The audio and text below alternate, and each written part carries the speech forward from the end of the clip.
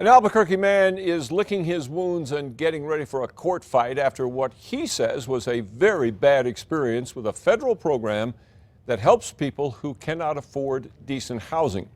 The experience was so bad, he vows he will never have anything to do with that program again. Here's News 13's Kim Holland on special assignment. No, just throw that on the floor. That's all I need. It's not always fun to move. All the way down to the right. But Andrew Rivera is more than willing to do the heavy hauling to move back into his home. What got her out was I finally had to turn off the utilities. Last February, he rented this 3-bedroom, 1,200 square foot home in southwest Albuquerque to this woman, Heather Kirschling. When I talk to him, he's very, very nice. She's a Section 8 renter, which means she's low income who gets financial help from the federal government for housing. He did pay me on time the first two months, and then after that, it just became a little nightmare to collect from her. Rivera says in May, Kirschling stopped paying, so in June, he tried to evict her.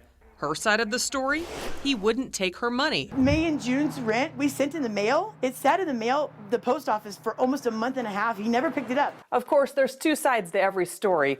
That's not entirely what this one's about. You see, when Kirschling left in September, she had a light bulb moment. Took the light bulbs.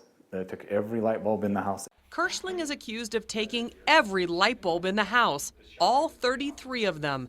But it doesn't stop there. Rivera says she also took the shower head, the burners for the stove, the bathroom mirror. The washer and dryer were gone. Rivera even claims she messed with the swamp cooler motor. This is a photo of it. All the electrical parts were gone. I was pretty mad. I was like, peeved. Kirschling denies taking any of those things except the light bulbs, which she says are high-energy, expensive light bulbs that she paid for, so she took them with her.